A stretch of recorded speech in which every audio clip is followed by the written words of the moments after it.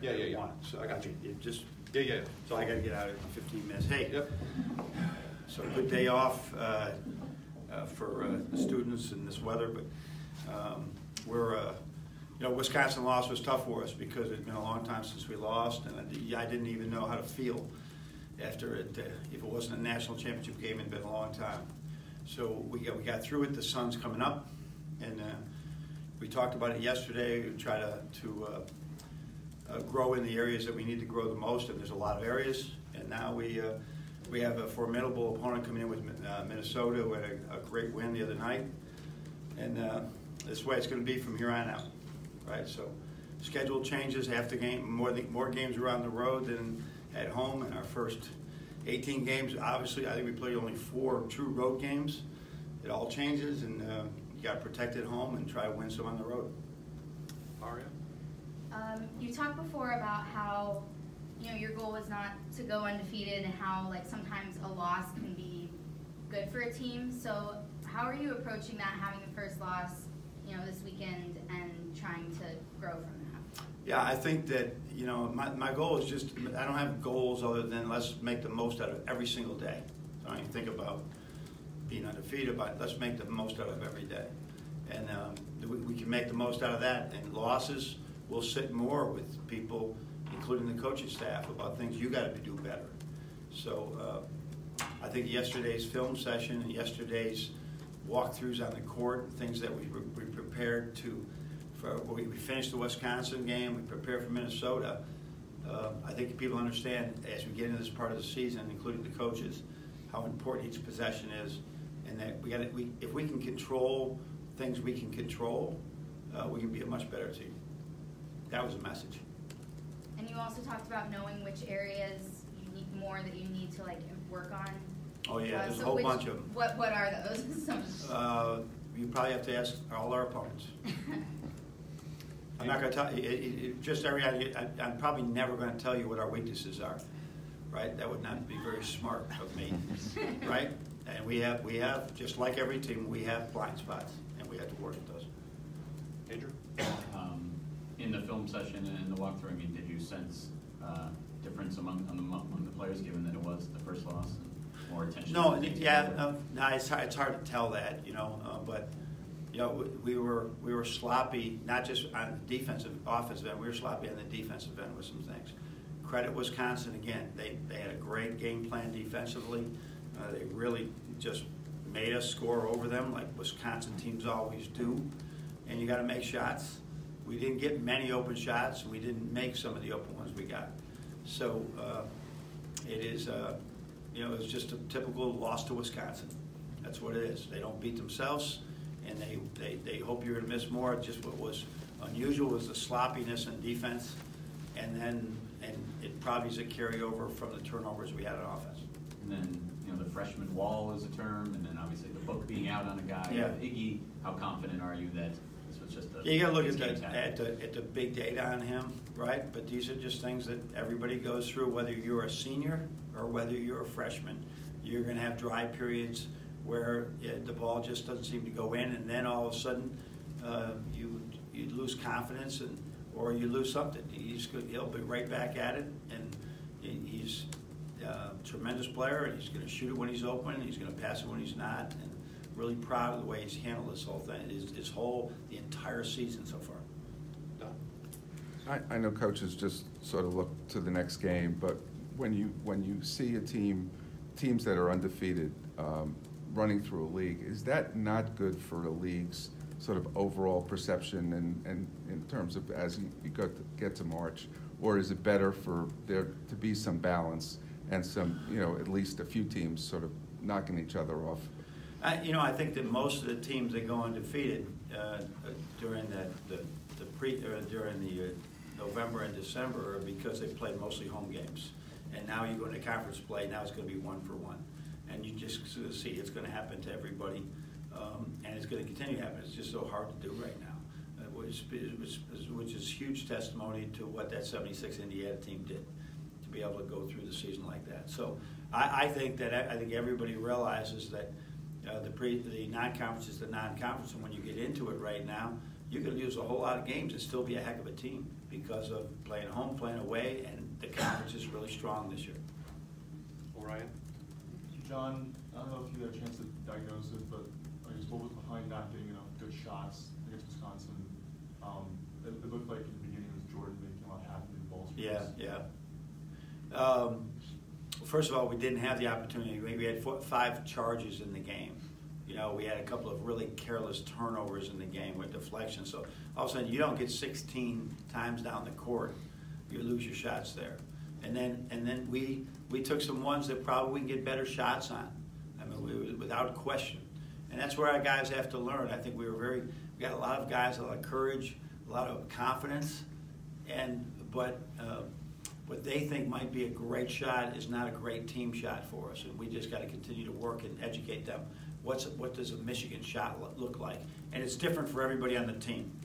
You know, what is the shot that you're making every day in practice? That's the Michigan shot, right? And it's going to be different for one player than another, but that's what we want you to take. And when we try to go above that too much, that's when you get yourself into trouble. Actually, on that, for Ignis, what do you think are his best shots, and how can he be put into that situation more often to get the looks?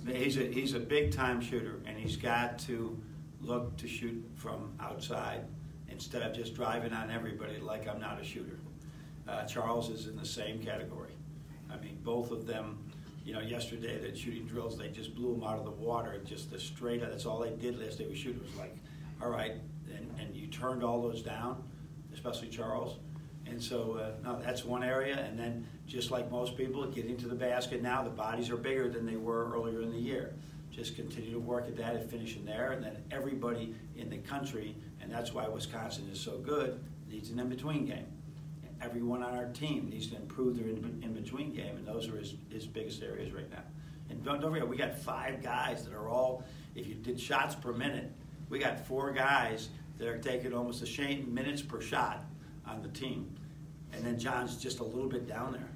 So, you know, there's a lot of shots that are being shared by a lot of people. So it won't always be there for some people. And Ignis has, in the last 4 games, gone down on shot attempts. Is this being checked differently? Yeah. People are, and like, for example, they put Hap on him, made him shoot over length, which he didn't. After he missed a couple, he stopped. He turned down a couple opportunities, and then he got in foul trouble again, right? And that was a tough call. He made a great assist. It was a 50-50 call. Went the other way. That happens, and all of a sudden he's going to sit a little bit so we can play in the second half. Down here with Ryan? John, obviously Ethan Happ had a pretty good game against you guys. Mm-hmm. How do you guard more mobile bigs like him going forward? He's one of a kind. I mean, he's just one of a kind. I don't know how you guard a guy who one-on-one can see everybody. He can score. He's got great foot. I mean, he's just like a clinic with his footwork.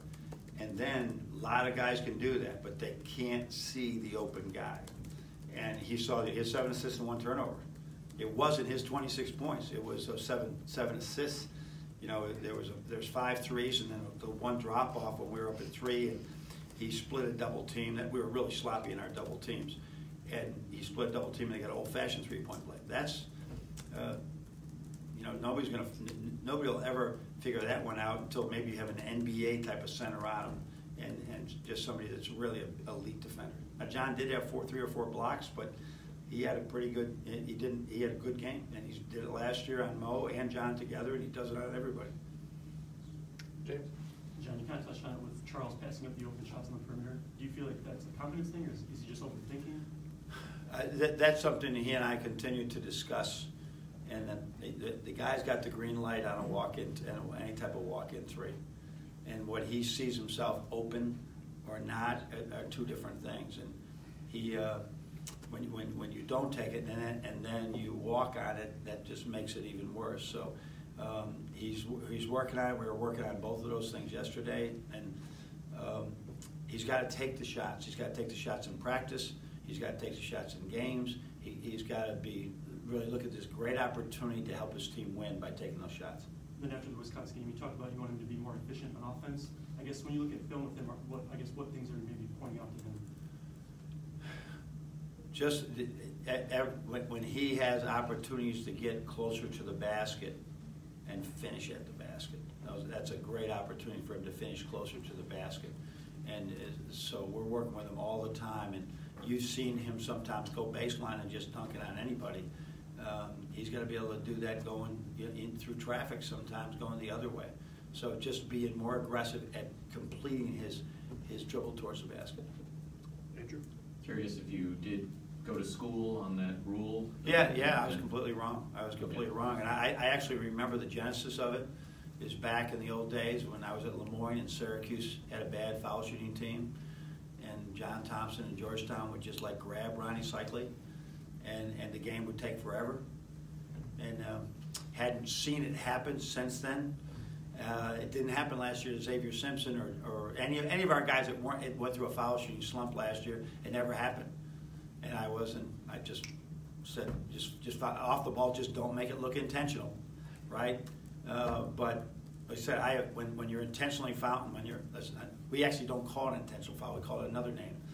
Right? When you're trying to foul late in the game, I will tell officials, we're trying to foul. And we will try and foul, and they will call the foul. And I completely goofed. And that was a really pivotal point in the game, and they made the right call. And then with Minnesota, what are some of the things that they're doing, better this year, I guess, than they did last year? Oh, their assist turnovers are really outstanding. They got more assists than they've ever had. Murphy is just a really, really good player.